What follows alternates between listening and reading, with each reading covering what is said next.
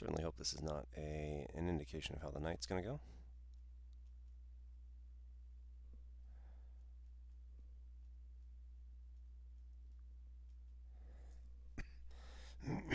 So again, the first thing we're going to take a look at is the functional inverse. So when you're looking at a standard function f of x,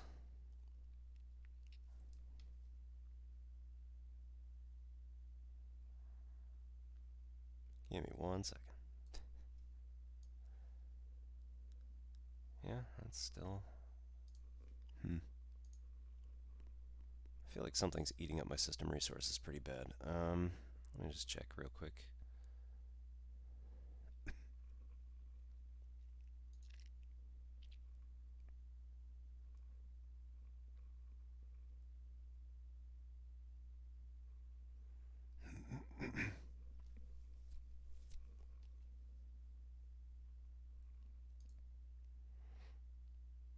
Phew.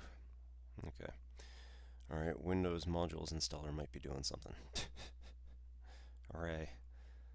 Apart from that, doesn't look like there's too much that's here that's eating up my stuff, so we'll see how it goes.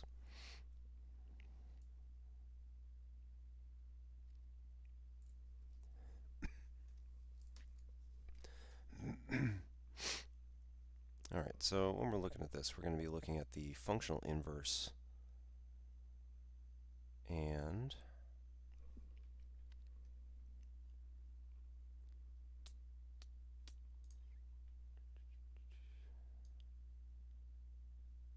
okay.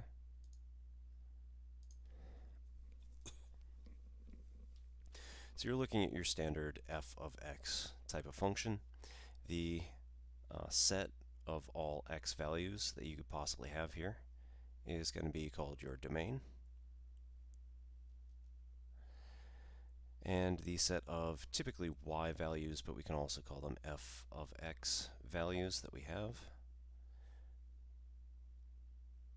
are going to be called your range.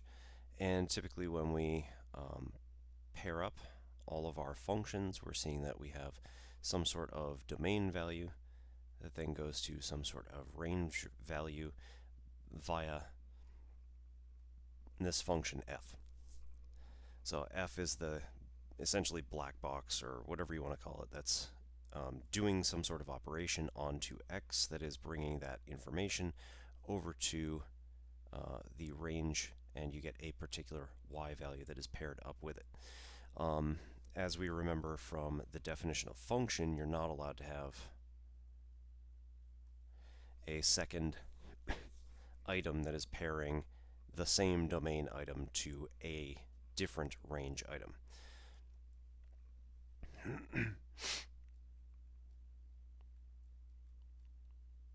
So a function is going to be a relationship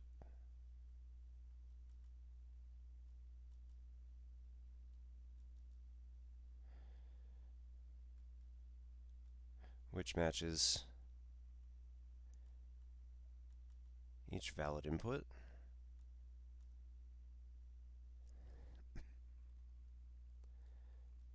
to at most one. I guess if it's valid, it's not going to be at most. It's just going to be one.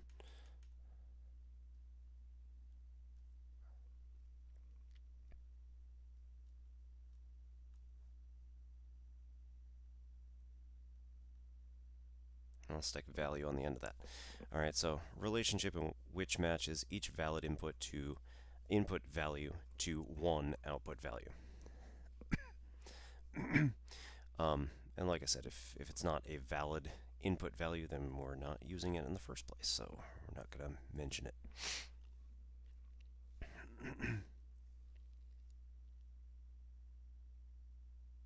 Come on. It's killing me, man.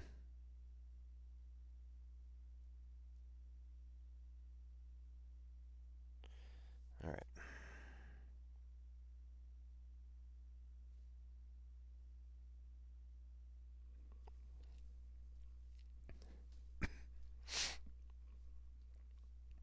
So f can do this to any number of x values, usually an infinite number that's in our domain, but it could be a finite number as well. And then it's going to match to some number of values in the range. Again, could be finite, could be infinite. But if you want to talk about the inverse of a particular function, then you're talking about the inverse relationship, the thing that sends range values back to their respective domain values. So this is going to be f inverse here. So that relationship goes in the opposite direction. So when you have something like f of x equals 3x plus 7,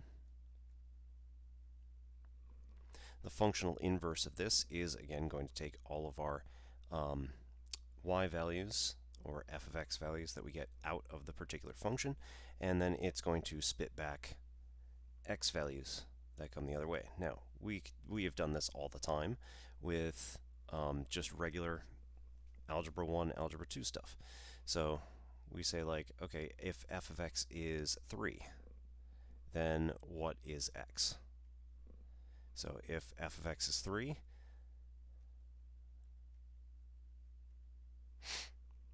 then here we are going to have 3x plus 7, and now we want to solve for x to find this particular value. So in order to solve for x, we're going to subtract 7.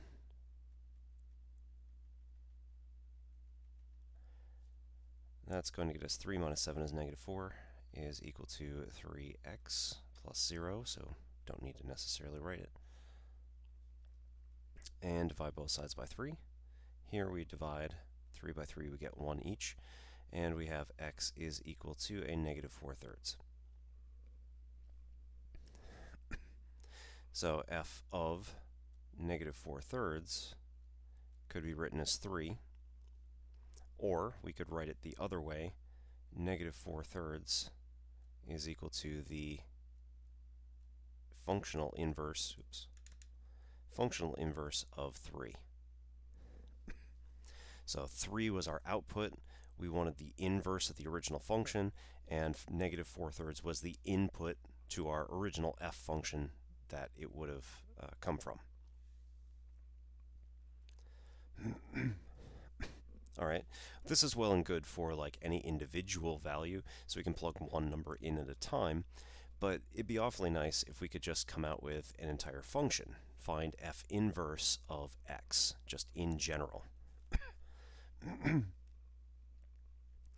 And have a function that we can even compare to the original if we felt like it. So what we're going to do is say we've got f of x equals 3x plus 7. We're going to, for ease of simplicity, or ease of algebraic manipulation, we're going to trade f of x in for just y. So we're going to just let it be a single variable so we don't have to carry around this f of x all the time. All right, so what we're going to do here now is try to solve for x just the same as we did over here with the numerical example. So we're going to subtract 7 first. That seems familiar. We get y minus 7 is equal to 3x, and then we're going to divide by 3. So x is equal to y minus 7, all divided by 3, or if you feel like it, you could also trade and divide each of these terms individually. So this is going to be a 1/3 y minus 7/3. This is more in line with our slope-intercept form. So this is the slope of the inverse function is going to be 1/3, and the x-intercept is going to be negative 7/3. Or we could say, well, we don't need to necessarily do that. We could, in fact, let this be the inverse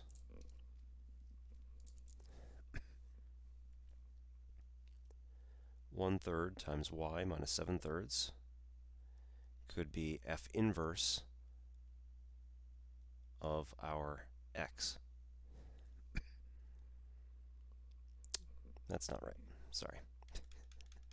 Okay, here we go. Hey. All right. So we could have 1/3 y minus 7/3 be equal to f inverse, and now this is a function of y. That's what I meant to say the first time.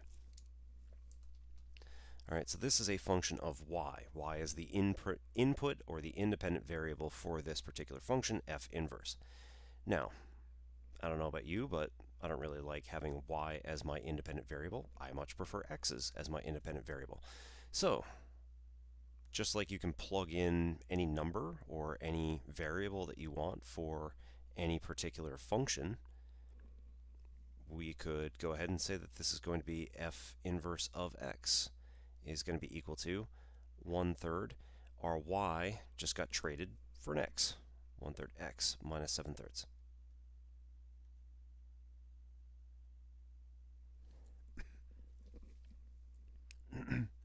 All right, so the functional inverse, f inverse of x, is going to be equal to 1/3 x minus 7/3. Now this is useful because now we can actually graph this on the same plane as our other function up here. So f of x equals 3x plus 7.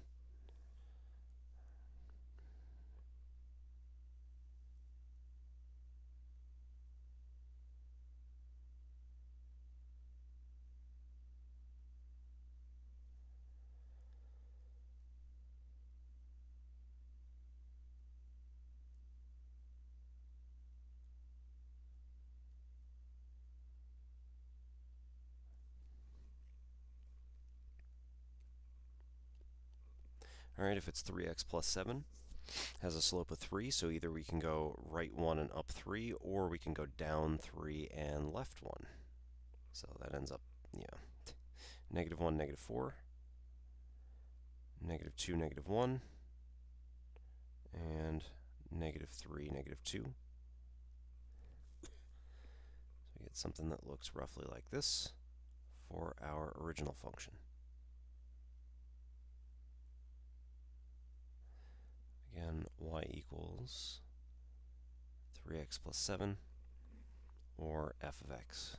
I think I prefer f of x just for this, just because of what we're doing. F of x is equal to 3x plus 7. Okay, then if we go the other way,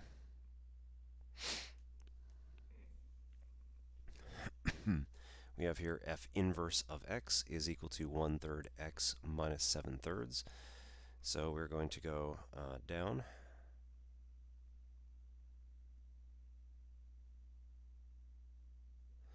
(7/3) is -2 and 1/3. So we're here. And then we have a slope of 1/3. So this is going to go up 1 and right 3. This is not particularly to scale, and the axes are not the same. So this is going to look a little bit weird just because there are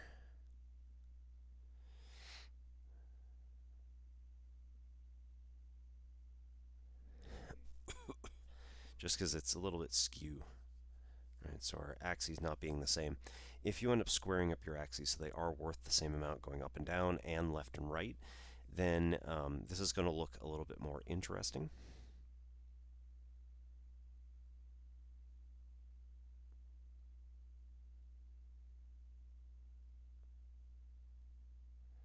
It's going to go that way. It's going to come back that way. All right, my point for bringing this up. This is f inverse of x equals 1/3 x minus 7/3.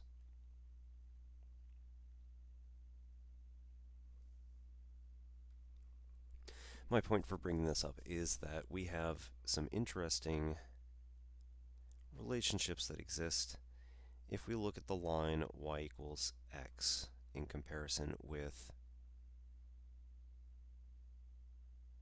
these two functions.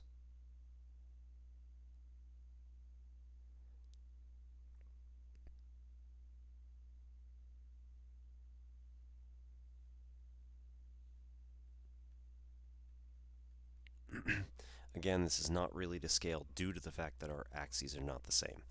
However, if they were, you notice that this line y equals x cuts perfectly in between these two. It's going to hit each of them in particular locations, and it's also going to actually that should meet. They should meet on this line as well. So the only intersection point that they have will be on the line y equals x. The only reason that they didn't is because I'm a terrible artist, and that's fine.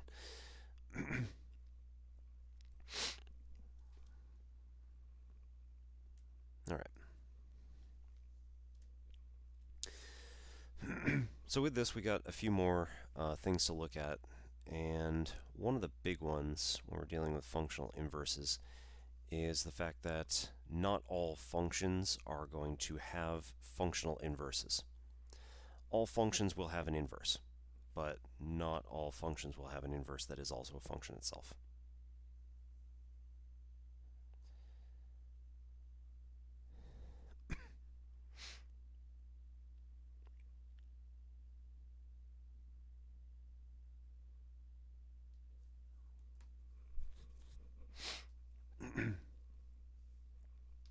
So if we were to look at a function like g of x equals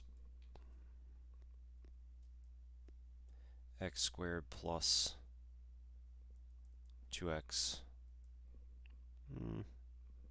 minus 1. Why not? So the function x squared plus 2x minus 1 is a parabola. It's going to look, vaguely speaking,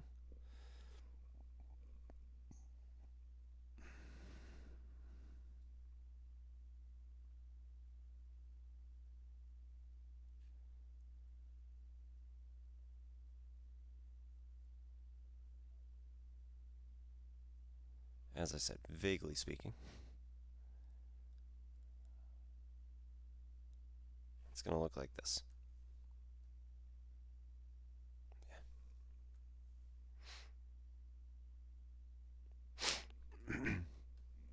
Have the point 0, negative 1, which is down here.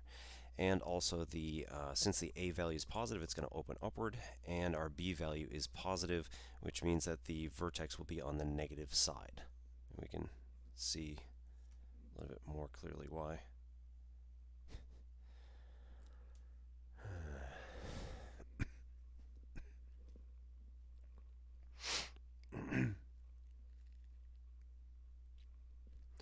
Alright, so for this, if we try to find an inverse that is also a function for this thing, or if we try to find its inverse at all, this is going to be a little bit of a problem. Yeah. We're gonna really want this in functional transformation form, which some of you know how to do it. If you don't, not a big deal.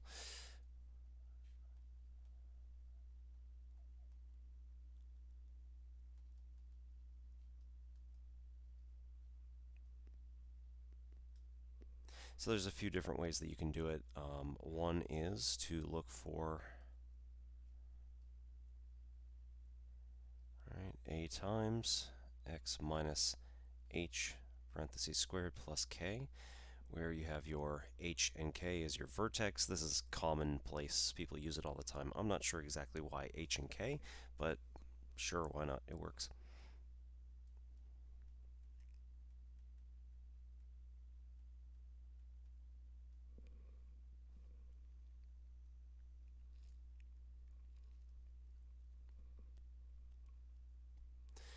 Okay, one of the ways in order to get this is to just find the vertex. So if you know how to find the vertex from a generic form of a polynomial, great. This is going to be, again, the x value is going to be negative b over 2a, and in this case this is going to be a negative parentheses 2 divided by 2 times 1. So this is going to be a negative 1, which then the y value at that particular value is going to be a negative 1 squared plus 2 times negative 1 minus 1. So here we have a 1, minus 2, minus 1. This is a negative 3 plus 1 is going to be negative 2.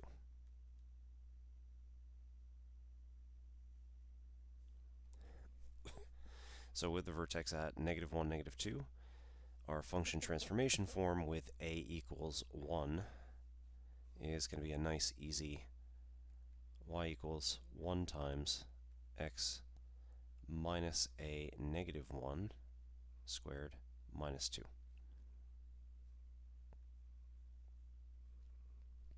This is then going to cause this to be x plus 1 squared minus 2.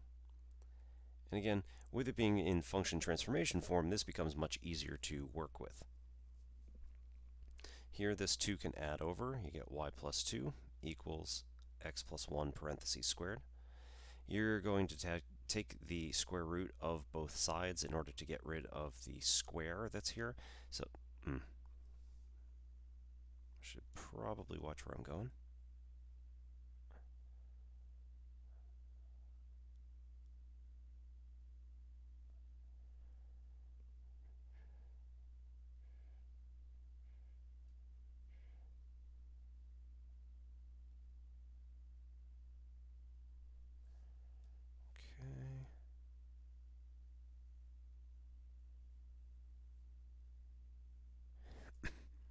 When you take the square root of this side, you still get the square root of y plus 2. But when you take the square root of this side, which has a square to begin with, we don't know whether x plus 1 was a positive number to begin with and got squared, or a negative number to begin with and got squared to become positive. So x plus 1 needs to be the absolute value of x plus 1. Now, yes, in this particular case, this also means that we could just write, well, this is going to be x plus 1 is equal to a plus or minus square root of y plus 2. Okay, sure. This works if you want. I don't really encourage the plus or minus thing necessarily, most of the time. So x equals, we can subtract 1 from both sides. We get a negative 1 plus or minus square root of y plus 2. Barely. Okay. All right, this would mean that now we're going to go again. X is equal to negative 1 plus or minus the square root of y plus 2. Now, if you look at this, x cannot possibly be a function of y because the square root term has a plus or a minus in front of it. So you're going to get, for any given input value of y, you're going to get potentially 2 different output values for x. So that's just not going to work for us. So we have to prevent this from happening. And the way to do that is you say back here, the problem that we have is that we're going in both the positive and the negative direction at the same time. So anytime that this function has a particular output that's selected, say like y equals 3, then this is going to have 2 potential values where our function has outputs, the original g of x function. This is not good. So this is what is called, or what we need to have happen is that it needs to be a one-to-one function, which means that we're going to have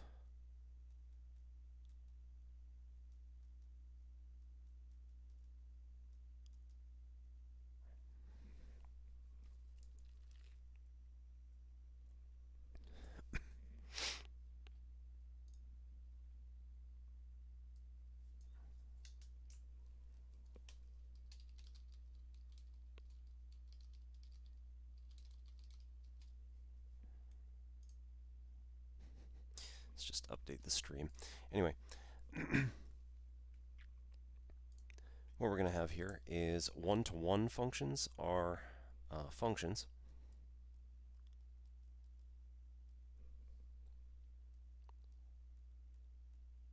whose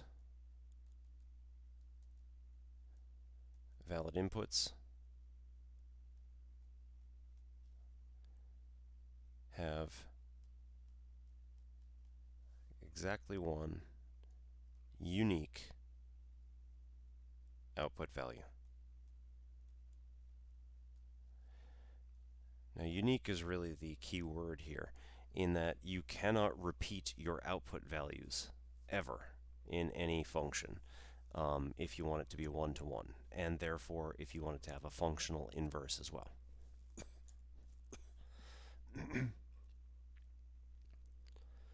So if we have a one-to-one function, again, all of its valid inputs have exactly one unique output value. So here, where can we make our output values unique? Well, if we select some arbitrary domain or piece of the domain, we could say like, okay, if we chop it off here, then we have these values down here which are repeated. If we chop it up here and just do the stuff to the right of it, then we're not including some stuff that could potentially be included. Like some of this lower stuff here could also be included. We'd be okay with that. So here we say, all right, at the vertex, this is where our line of symmetry is for this particular function. Everything to the right of it has then unique output values which are never used by any other input. So start at the vertex and you work your way in the positive direction.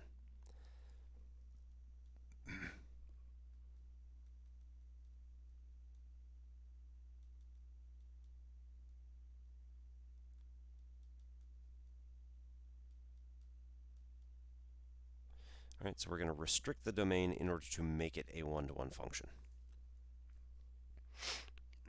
So for this, g of x is going to be, and I'll use the function transformation form now. So this is x plus 1 squared minus 2. When x is greater than or equal to a negative 1. So we use the x value from the vertex to inform how this is going to work. This is also going to make it look like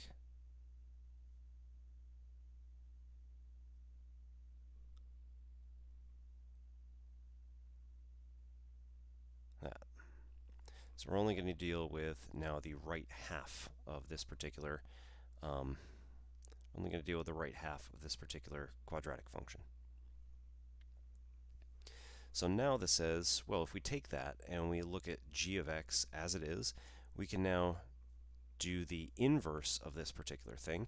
When we get all the way down to the square root of y plus 2 is equal to the absolute value of x plus 1, we're going to look at this and say, well, we know that x has to be greater than or equal to negative 1.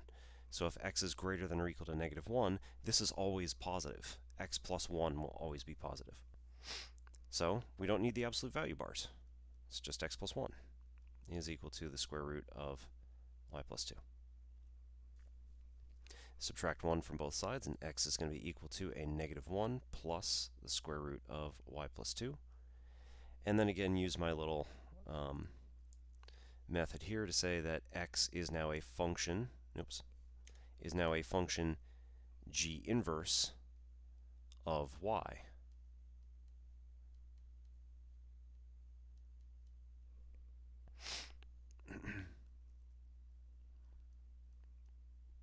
And then instead of doing g inverse of y, we can make it a function of x.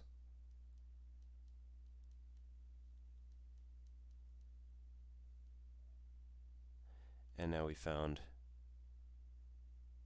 the inverse function, which is a square root function, which again is going to look like, this is going to have 2 here, 1 here. It's going to go through this point.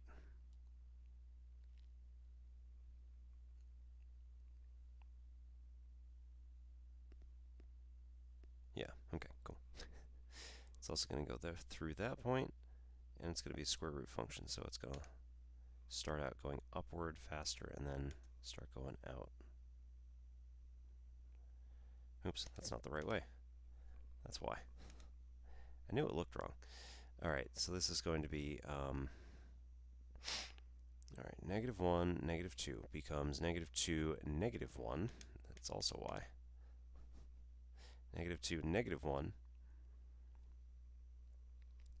And then this is going to start increasing in the positive direction. We're going to have to go through here.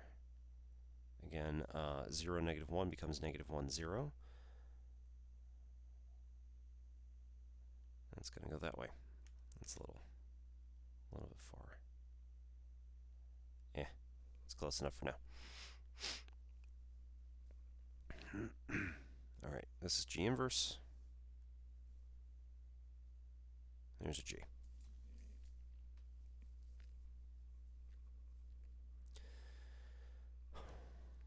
All right. So this is how we're going to deal with functional inverses. Again, I typically do some sort of fun little, messing around with the functions, just so that everybody can see that this is a little bit different from probably how you learned it. Mostly right at the end here. Most of the time you're told most of the time you're told swap x and y immediately. So all the way back here at this stage, you'd say, okay, swap the x and y and then solve for y. It's maybe a nice little story to tell Algebra 1 students, but, why hello, boss. It's a nice little story to tell Algebra 1 students, but at the same time, it's not like, you don't need to always just swap x and y immediately. I opt for solve for the other variable. Again, reason being that we're looking for inverse functions. We want to reverse the flow, essentially. We want our y's to be the inputs and our x's to be the outputs. So make it match. We're going to, down here, when we're doing all this algebra stuff, we're going to get our y's to be the inputs by solving for them, or solving for x's. X can be the outputs once you solve for x's. And then after you do that, again, once you've proven that it is a function and everything's good here, then you say that, okay, we got G inverse is a function of y, which is your inputs, and then you swap that for x's instead. I'm doing all right. How are you? Just kind of hanging out, seeing what anybody might be interested in tonight. I've been teaching pre-calculus for, well, a very long time, but currently one of my sections was just dealing with inverse functions, one-to-one functions, stuff like that. So thought I'd bring it up. And again, teach a slightly different method than maybe other people might be used to.